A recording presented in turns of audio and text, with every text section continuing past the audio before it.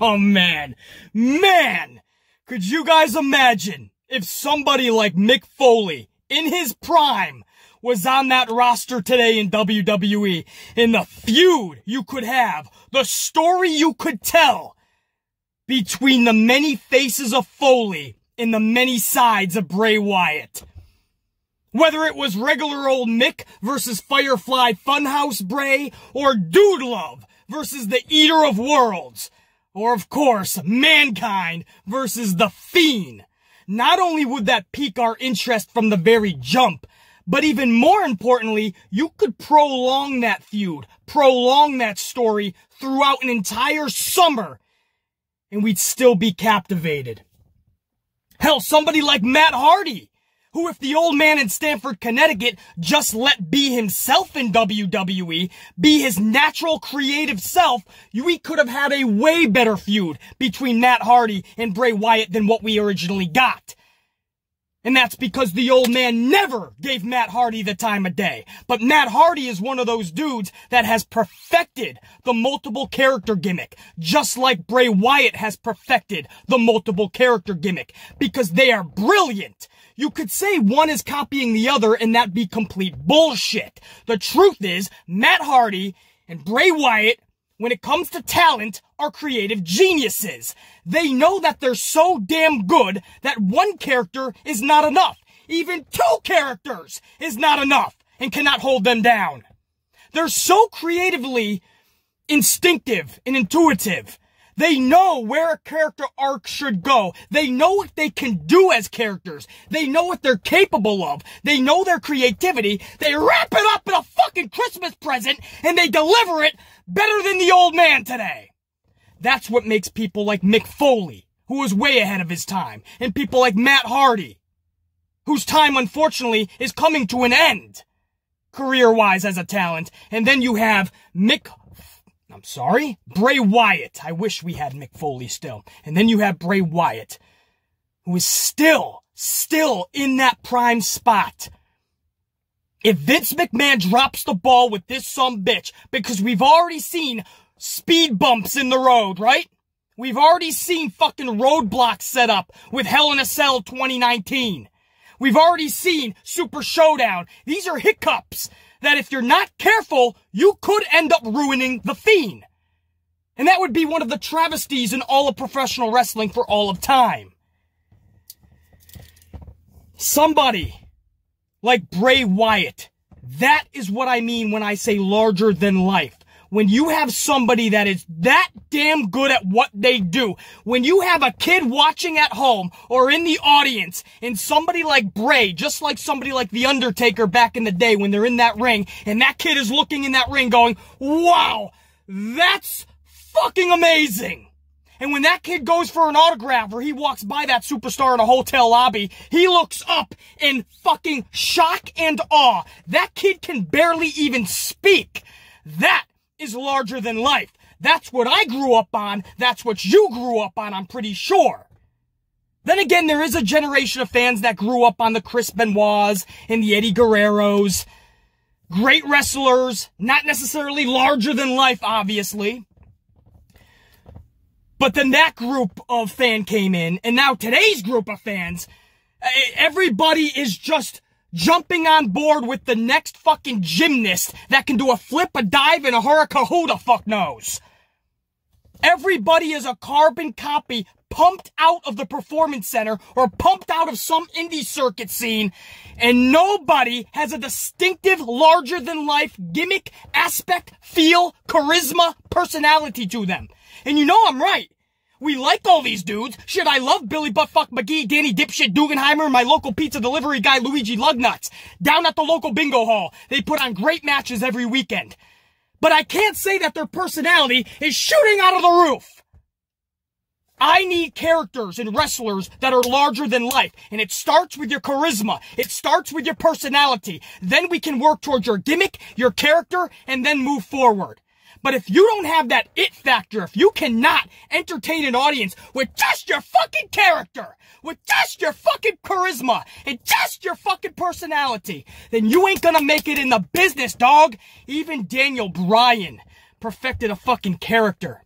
Even Daniel Bryan found a way to captivate through his promos and through his style. That is what we need more of. That is what we got last night when the Eater of Worlds returned to WWE. And it was fucking epic.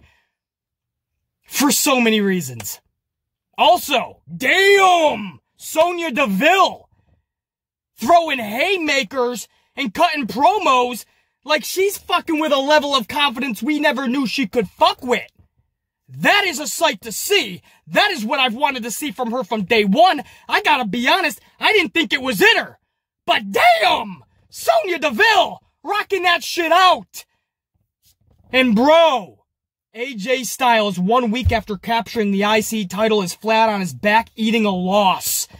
But you know what they say, one man's loss is another man's gain. Bro, Matt Riddle has arrived to WWE's main roster, and despite personal woes that he's going through, professionally, he's cashing the fuck in. I got some minutes. If you got some minutes, let's talk about all of this.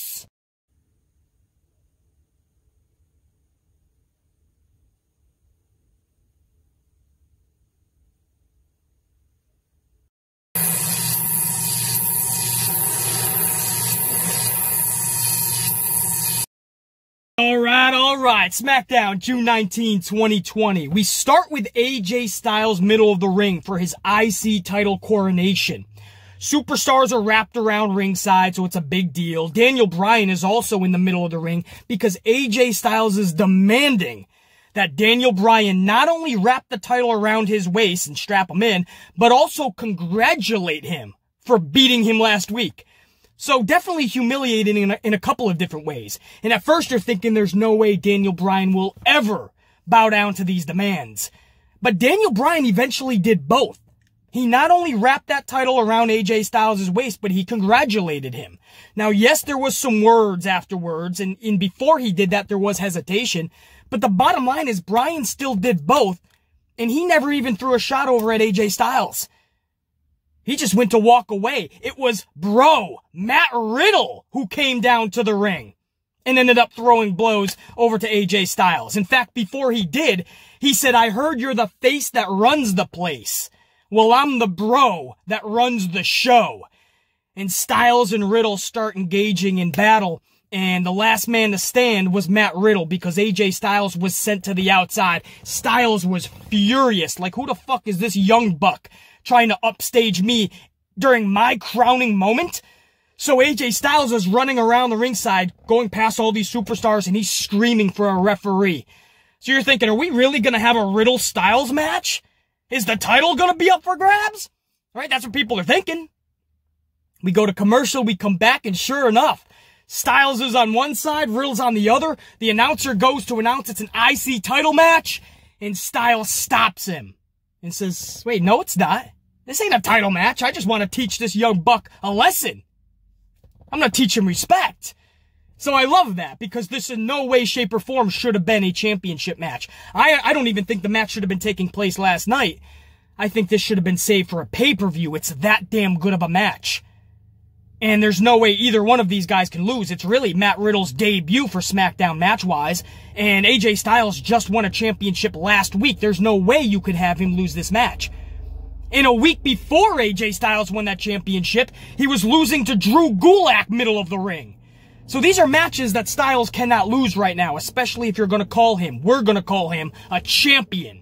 And again, you have somebody like Matt Riddle who just arrived on the scene. There's no way you could have him lose. So I'm not a fan of this match for creative purposes and for booking purposes. But as a fan, if you're telling me we're starting SmackDown off with Riddle versus Styles, let me sit back and I'm going to enjoy this motherfucker.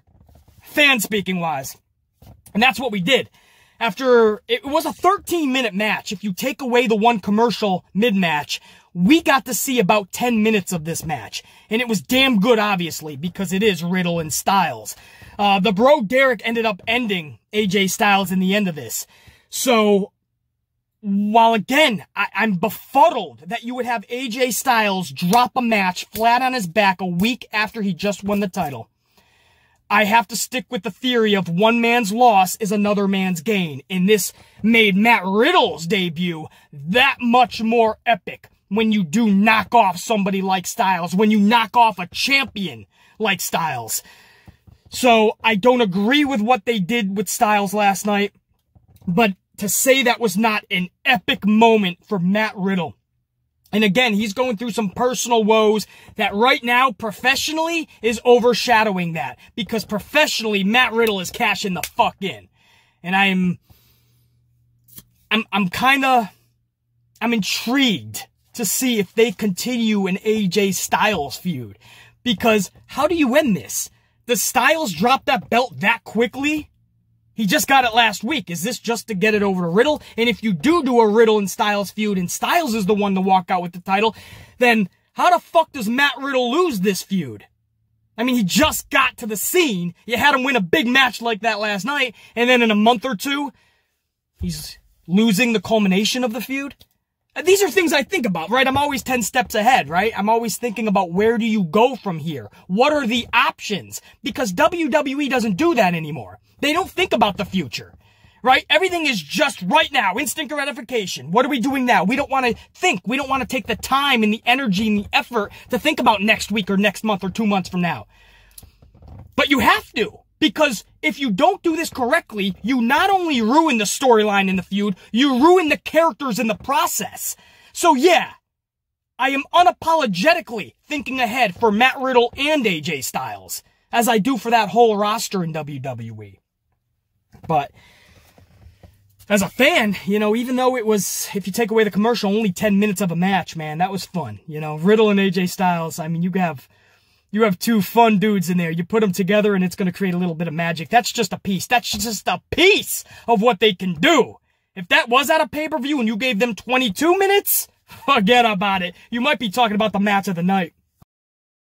Up next, we had the one-on-one sit-down interview with Jeff Hardy by Renee Young. And this was very personal and personable. And what I mean by that is, unlike what led us to backlash between Sheamus and Jeff Hardy, which was the vignettes, the resurrection vignettes for Jeff Hardy, which did its job to get us to backlash.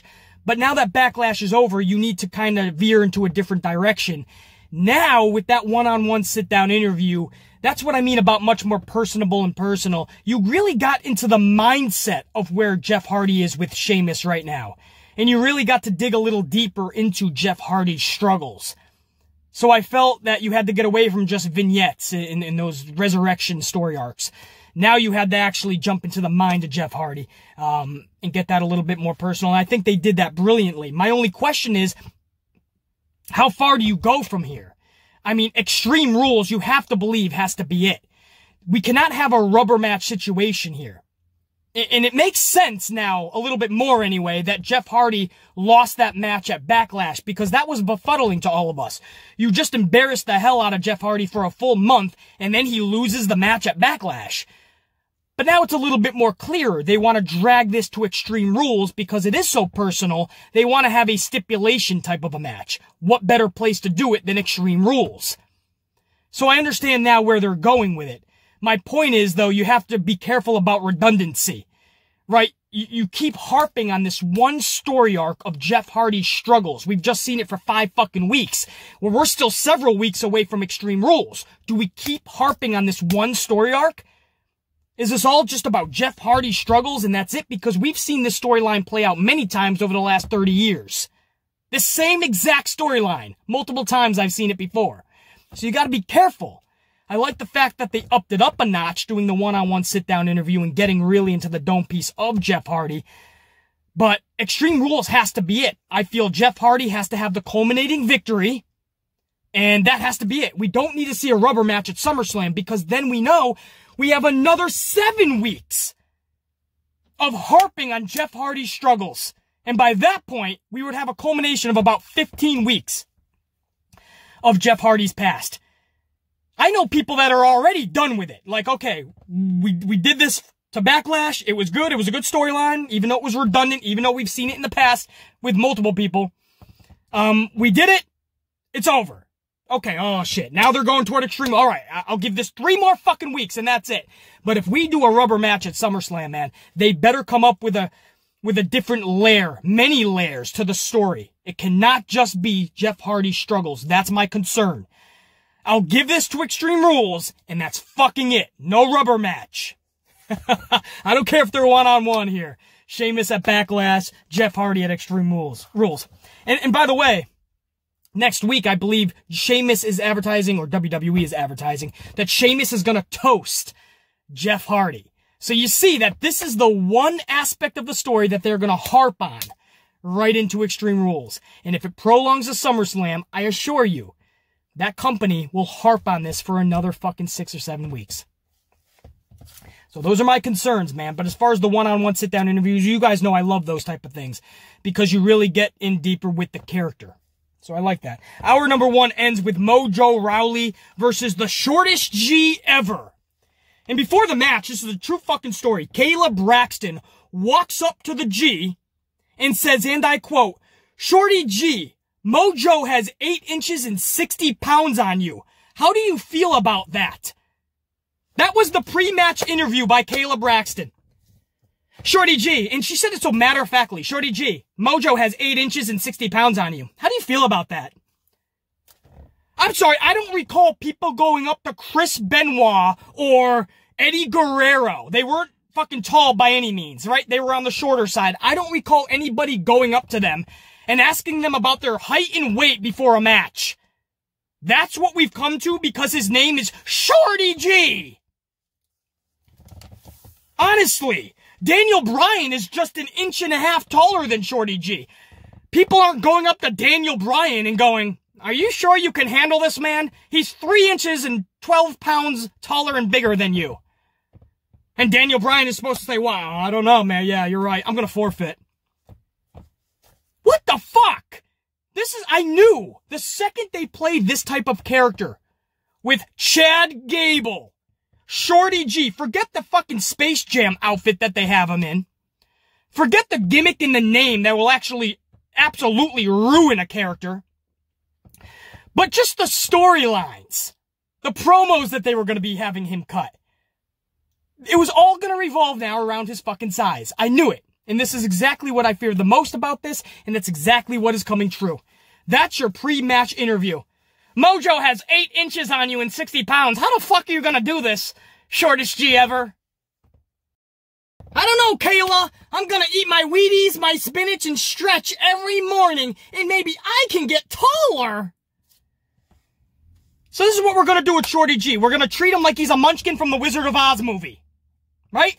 And then next week, the storyline for Shorty G, they're going to have him walking around Universal Studios or Disney World, and he's going to be trying to meet all the height requirements for the rides. This just in, breaking news, Shorty G can ride Space Mountain. But unfortunately, he's just a little too short to ride Splash Mountain. But what if I ride with my mommy and daddy? Then can I ride? Hour number 2 starts off with Miz and Morrison, with the Dirt Sheet MTV? MTV, huh? Miz TV. MTV. They used to be entertaining. I remember MTV used to play music videos non-stop throughout the day. From the time you woke up to the time you went to bed, MTV just played music videos. And that's what we loved about MTV. Nowadays, it went off the rails. Now, I will admit, one of my favorite TV shows ever is called the MTV Challenge. It stemmed from old shows like Real World and Road Rules. They put them together and it formed the Challenge. And it's been over 2 fucking decades, and the Challenge is still standing strong. I love the Challenge, man. My boy Johnny Bananas, Wes, CT, and my girls, Cara Maria, and among others. But MTV, man, they went off the rails. They used to play music. It used to be music television. Now I don't know what the fuck it is. Anyway, how the fuck did I go on that side? Oh yeah, Dirt Sheet, Miz TV, not MTV. Special guest Mandy Rose. Sonya Deville hits the ring, and they had a really good face-to-face promo together. Now, I've been digging for the past several months Otis, Dolph Ziggler, Mandy Rose, and Sonya Deville's storyline. I feel that's one of the best storylines, and at times, the best storyline that WWE has been producing. And that's because all 4 of them, Dolph, Otis, Sonya, and Mandy, have been holding their own and working well, bouncing off well with one another. So, mad props to all 4 of them. But this one-on-one, man, really good, dude. Sonya Deville taking that promo game to another level because it looks like she's fucking with a confidence to another level. That's what I mean, man. When you fuck with confidence like that, it doesn't matter what anyone thinks about you because when it's all said and done, you're on another level. You're feeling that. Everything you are speaking and spewing is coming from deep within. It's what you believe. Right? Not just as a human, but as a character, right? What would Sonya Deville's character, if she's heated at Mandy Rose right now, in their past, character-wise, what would she be believing? That's what Sonya Deville is tapping into. It's not just words on a paper. You can tell Deville is spewing that shit top of the dome piece. Following the bullet points, obviously, and trying to remember as much that was written down, probably. But you can tell Deville is just, her presentation is on another level. And there's very few women talent on that roster that present like that, unfortunately. It is so unfortunate. But Deville is tapping into that, man. And when you are that believable, that realism, it's captivating. It jumps off the screen. And Mandy held her own too during that promo. I'm just saying that Sonya, man, she stole that promo show. And then they came to blows afterwards. Sonya Deville saying, I don't know, man. She's talking about ripping every fucking body part off of Mandy, until there's nothing left. And Mandy's like, all right, well then let's do this now. And Mandy Rose throws a haymaker and all of a sudden Deville's throwing back. And there was moments during this where they were just throwing, bro. They were just throwing, bro. Like, you see 2 female dudes and they're just like, you know, come on, fuck, man. Stop it. Okay, fuck you back. These 2 were just like, fuck, I loved it. Sometimes it's friends that'll have the most vicious of fights because they know each other even more vividly, you know what I mean? And it's like, there's more care.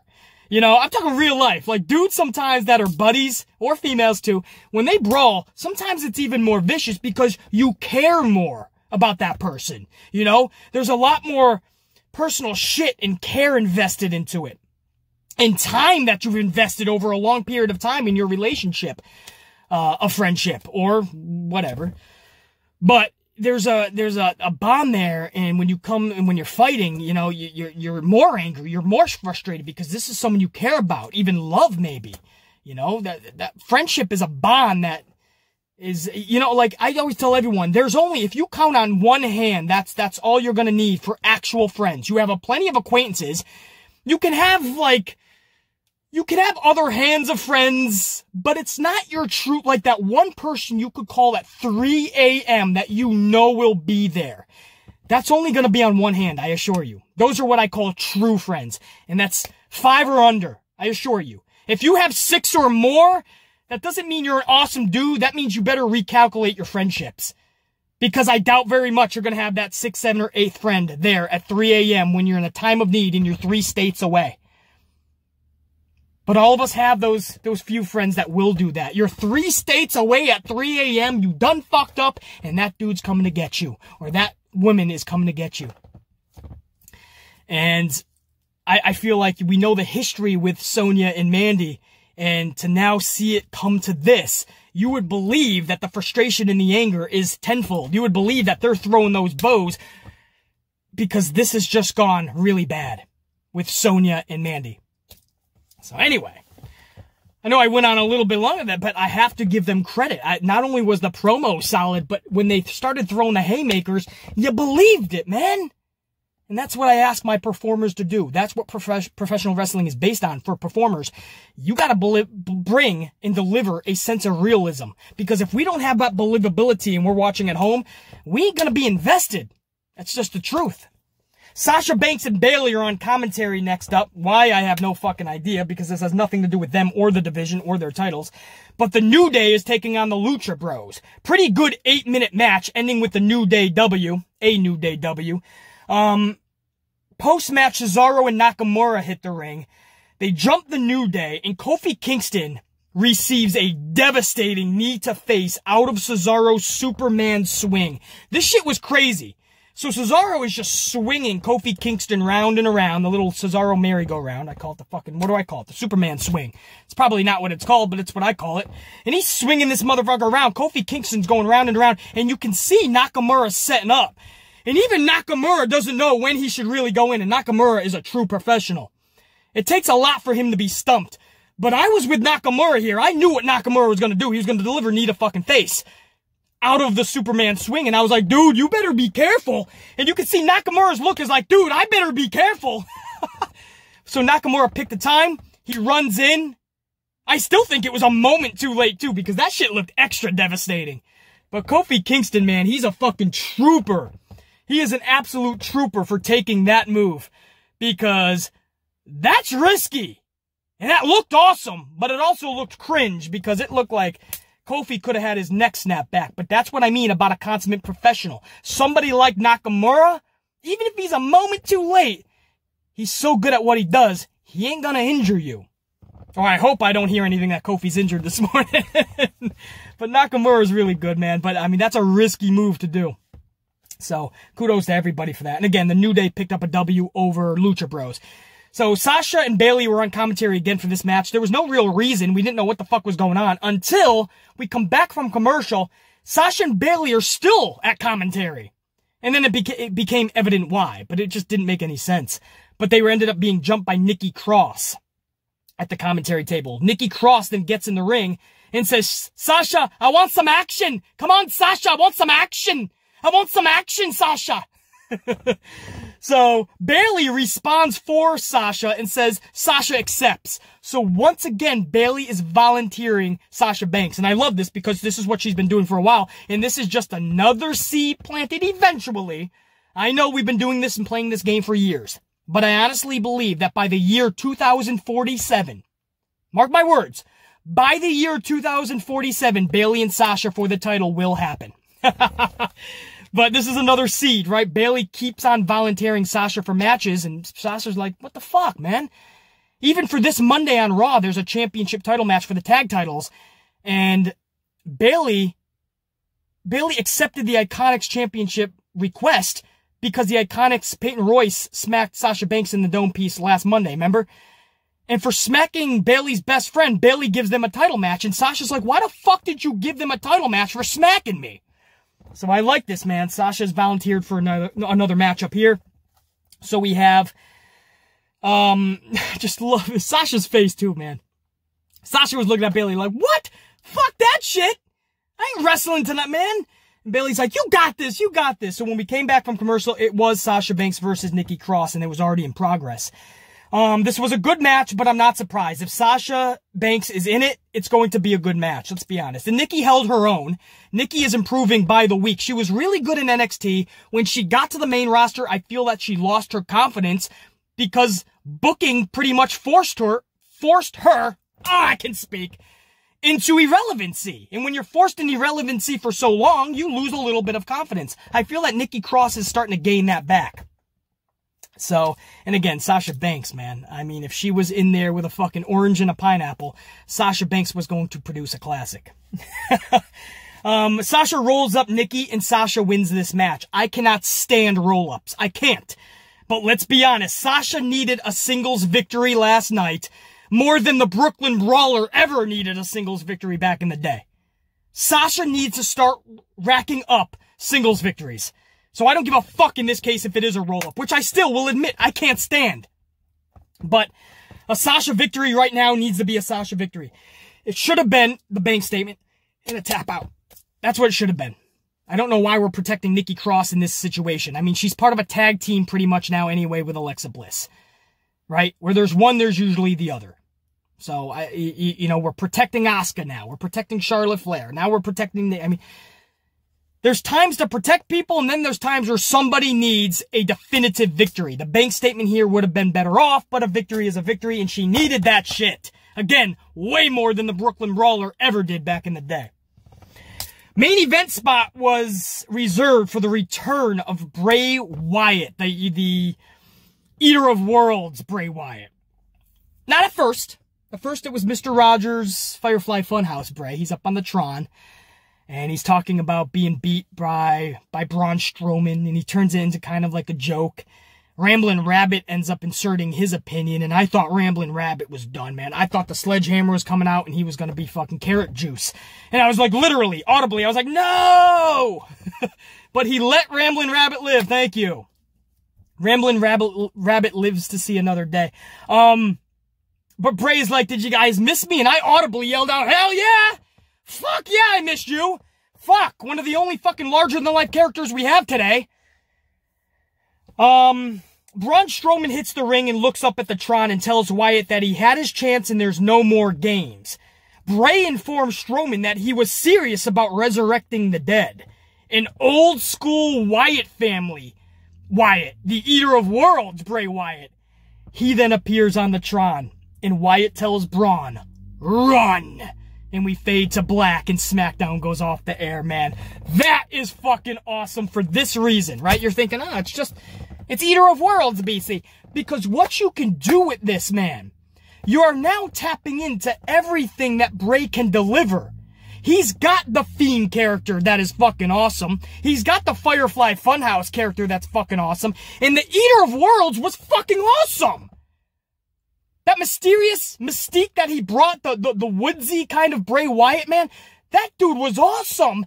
The old man just never really gave him the time of day. When those pay-per-views came around, he was always losing. So he would carry storylines on his back, the Eater of Worlds, but then when he got to the pay-per-view, Vince always had him lose. So subconsciously, we're getting in our minds that he's a loser. But the character is one of the best we had seen in years. You bring him back into your arsenal. Same thing. Nobody's copying the other here. Same thing with Matt Hardy that he's doing with V1 or Broken or Damascus. It's the same thing that Mick Foley was doing with Dude Love or Mankind. Right? When you're that talented, when you're that creative, when you're that good, that's how you think. You can do so much in so many aspects. Somebody like Bray cannot be held down into one format. He needs to bust out. He's that creative. He's that good. And I think adding in the Eater of the Worlds to the arsenal for this storyline makes perfect sense. We know two things. The Fiend has to get his championship back. Before, I always said a character like the Fiend does not need a championship. I believe that 100%, but the way they did the Fiend dirty at Super Showdown to Goldberg, he has to get the title back now. They did him so fucking dirty that even though that character, the Fiend, doesn't need a title, he needs that title back right now. You have to correct your wrongs. So the Fiend has to get the title back. We know that. And we also know that Braun cannot just drop the title this quickly. He just got it back at WrestleMania over a month ago. He needs to keep it for at least another month or two. And that's at least. Well, how do we do that, though? You had him beat Firefly Funhouse, Bray. Now you insert Eater of Worlds. I would have Braun Strowman find a way to defeat the Eater of Worlds. And then Braun says, finally, I am done with you. And then the Fiend shows up. And says, you're done when I say you're done with me. And it's the Fiend that takes the title off of Braun. BC, that's not fair, man. One guy is taking up the title spot for 3 months. He gets 3 separate opportunities? Fuck yeah! That's the story being told. Who the fuck else are you putting in there? That's captivating. Who the fuck are you putting in there that even the casual fan is going to pay their money to buy the network or the pay-per-view? Who? There's nobody. So I'm okay with extending a 3-month feud with Bray. Eater of Worlds at Extreme Rules, defeated, and then at SummerSlam, or whenever we can get a fucking audience back, which is hopefully SummerSlam or soon, then you have the Fiend take it from Braun. So Braun holds it for the majority of the summer, but it's the Fiend that gets it back. It makes perfect fucking sense. At this point, I would insert Husky Harris into the fucking fold. Bring back Husky Harris and have him get defeated by Braun. But the culmination of this should be the Fiend getting that championship. So I love this. And you guys know how much of a fan I was of the Eater of Worlds. And it's a damn shame that Vince McMahon never gave him the time of day. So I'm loving Firefly Funhouse Bray, Eater of Worlds Bray, the return of him we got last night. I'm loving fucking the Fiend. and you bring back Husky Harris, and I know Bray Wyatt will knock it out of the park Grand Slam style. That was SmackDown. Some befuddling shit, but some shit that I'm seriously seeing improvement on, and it's good. I like to see progress, man. I'm starting to see individuals really come into their own, really get fucking confidence back. And when I see, or confidence up front for the first time ever maybe in their career. But I'm starting to see that confidence. And once you get these wrestlers getting confident again, you start seeing way better performances. You start seeing much better stories being told. I just hope that the old man and his team creatively, follow suit. You hope that Bruce and everybody is on board, but Vince has the final say, and if he just X-nays shit too quickly. He doesn't listen to people enough. And I'm hoping that the reports that we're hearing are true. I'm hoping that Bruce is fighting back with him, and I'm hoping that Bruce is really trying to tell him, no, we can't do this, or we shouldn't do this, or we have to do this. And if Vince McMahon has somebody yelling at him, way more than what we've heard that Paul Heyman has been doing. We thought Paul Heyman was the guy hammering down on Vince. No, it's been Bruce for the past month plus. But we need more of that. You can't just be a yes man, because all the confidence in the world, all of the great performances in the world, cannot save you if the guy in charge of the company is not giving you the time of day, is not allowing you the creativity in that platform to do what you're capable of doing. If the old man isn't in your corner, nothing is going to change, nothing will improve. That's the sad fucking truth. So I'm at least glad to see where these characters are coming into, and that's what Bruce can do, Bruce Pritchard is good at getting the most out of characters. You look at the Undertaker character, do you know who was working with him more than, well, there was about 3 people, but he was one of the 3 working with Undertaker more than anyone. It was Bruce Pritchard. He brought the most out of the character. And Undertaker saw a whole new, Mark Calloway has spoken about this many times. Bruce Pritchard really helped develop the Undertaker character, and so many others. We'd be here for hours. So it's easy to shit on Bruce Pritchard, but we wouldn't have gotten a lot of the characters we have gotten in the past without Bruce Pritchard. It's just Vince McMahon doesn't listen enough. Vince McMahon, if he just really allows other people to do what they're capable of, we could have so much more. And I hate to harp on it, guys. I'm going to end this right now. But you see the frustration I have. It's because some of the issues, a lot of them, are very minuscule. The reason that the WWE is in the shitter today can start to be fixed quite easily. They're sitting right in front of them, these issues, these problems. And they just refuse to attend to them.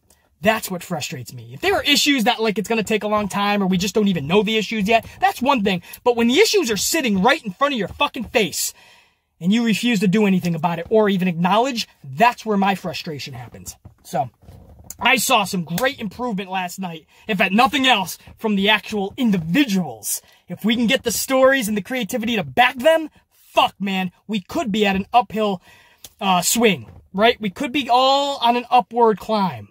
Because we've been going down for too fucking long.